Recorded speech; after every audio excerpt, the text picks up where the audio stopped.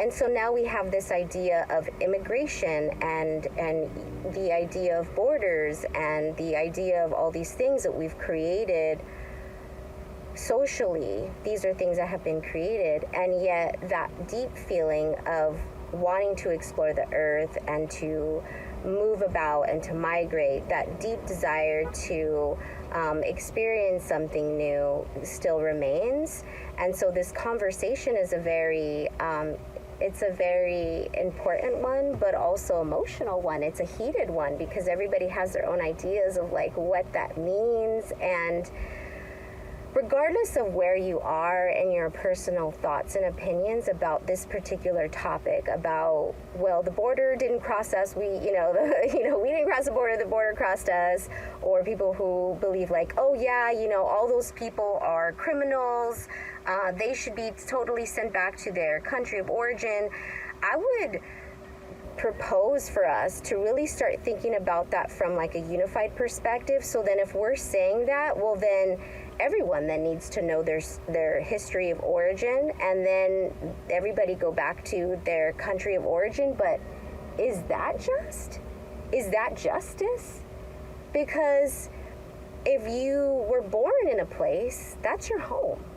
Like, at what point are we going to now say that a person has a right to be in a space, so because we don't make those particular laws or rules, we're just a citizen of this land. I want to encourage us to think about it from the perspective of what we can actually take action on, which is be an ally. If we see someone who is suffering or who needs an advocate, do I have the capacity, skills, or knowledge to step in that moment? Like you shared in the last conversation about, stepping in and being someone's lawyer and being a method or mode of helping communication or helping to disseminate an understanding of what's being communicated. And invite us to think about this conversation from a level of how we can be kind to one another, how we can start thinking about being compassionate and kind to one another. What can we actually take action on? Because some of these bigger things are part of a bigger conversation. What do you think, Steve? Yeah, one of the things that I came up with that I don't know if I've ever shared it with you is I have these lawyers that I have the Jedi lawyer, which is I figure both Gandhi and Nelson Mandela were attorneys.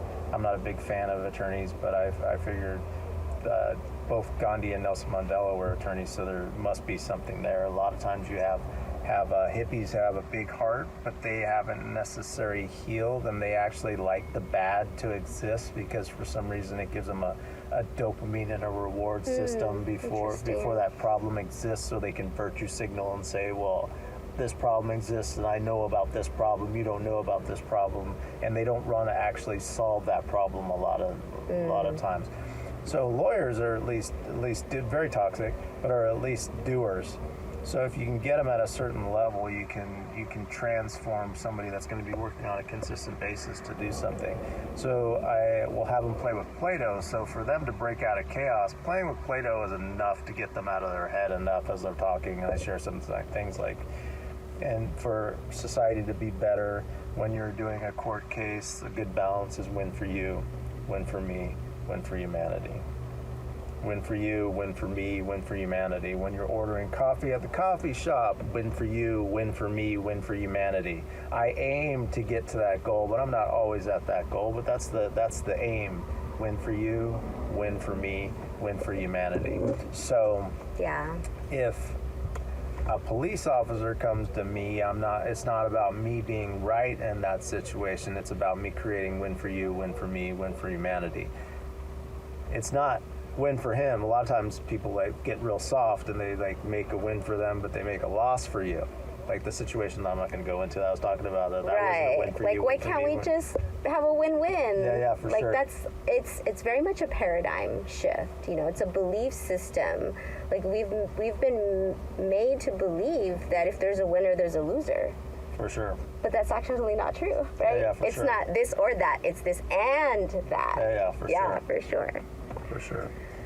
So that's the thing that I think is very, very important to get in alignment with that timeline of the future that you want to see, and then move towards that.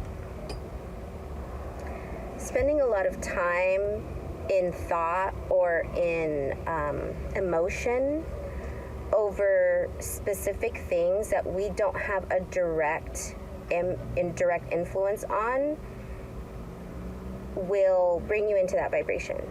And if that's what you're seeking for yourself, because it's going to be transformational for you, maybe it's going to elevate you into a new version of you, because now you're going to have more empathy and compassion for someone else's experiences, or it's going to allow you to take action in a new way for yourself or for humanity, right?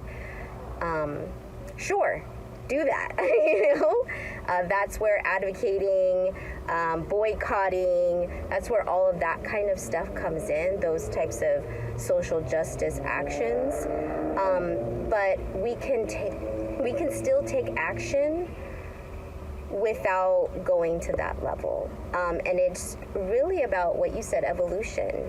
How do we allow ourselves to keep evolving through these different layers of ourselves, so that we could get to a point where we're like, oh, okay, that crisis is happening, like you said. Where the chaos energy, how can I use this so that it's a win for me, win for them, win for humanity? Yeah. And can you go ahead and re-explain that in a way of time as a spiral? Yeah.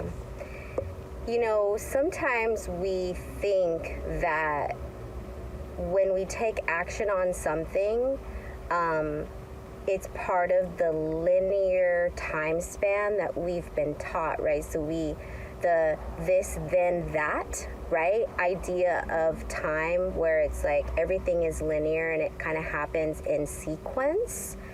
That's the way we're able to wrap our head around the impact of choices and time right now.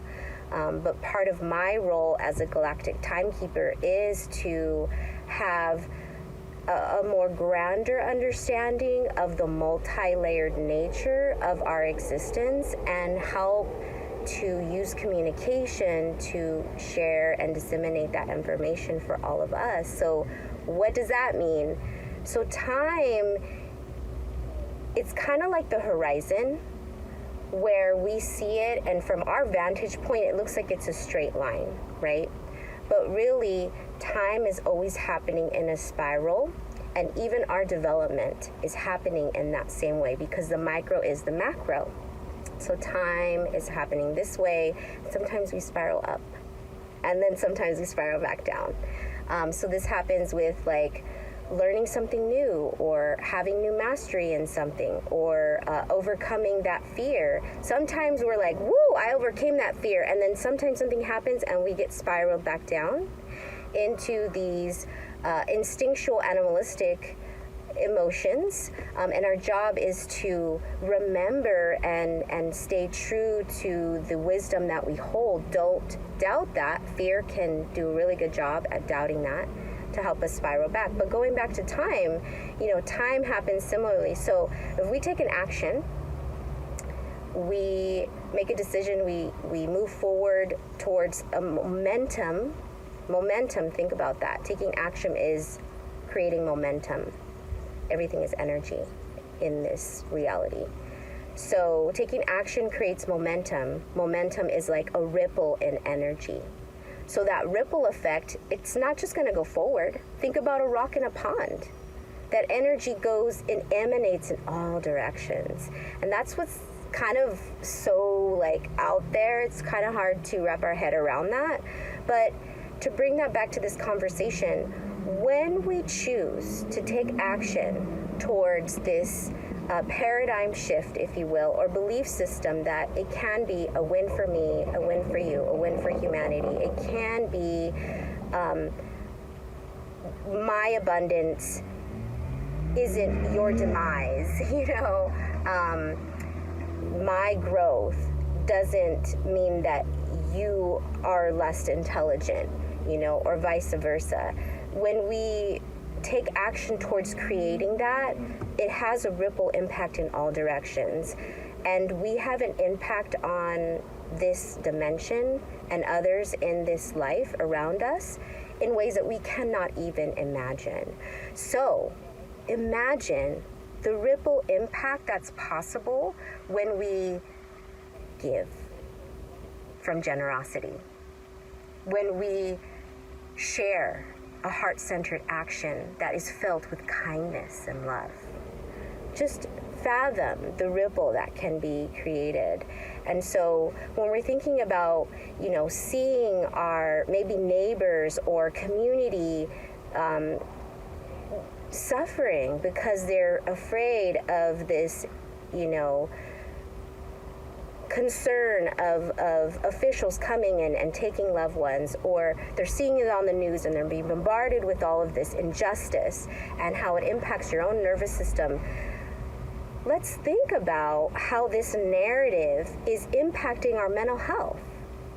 Let's think about how it's impacting our wellness and then our ability to actually act as an advocate and ally for others. So if you're listening to this message, that means you are in the vibration of holding a foundational frequency for others. I'll say that. I won't say leader because maybe you don't resonate with the idea of leader, although I know leaders resonate with me and they are gravitated towards the messages I have to share. But whatever way you might want to describe yourself, if you're listening to this message, you are actually an advocate and ally. Maybe you just never thought of yourself in that way.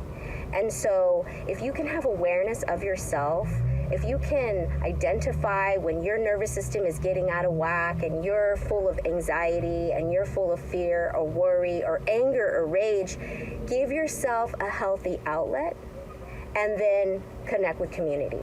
And start building systems of support system, building advocacy. We've been talking about lawyers and how you can approach officials and things like this, but those strategies only work if we can center ourselves and create systems of support for others to tap into so that we are actually standing in solidarity. And the Standing in Solidarity initiative, I'm calling it an initiative because it's like not just like a theme or a tagline, or like it's a literal way of life.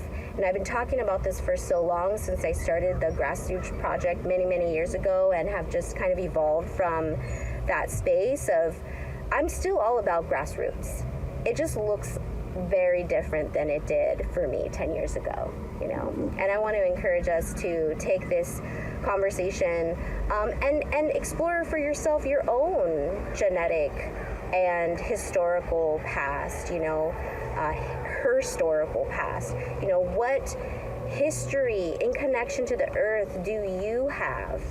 Which ones do your families have? Are there stories that they're willing to share? And if they are, let's listen to them. Let's listen to those amazing stories that our elders or people who've lived for longer than us have to share. Same thing like young children. What stories do they have to share with us?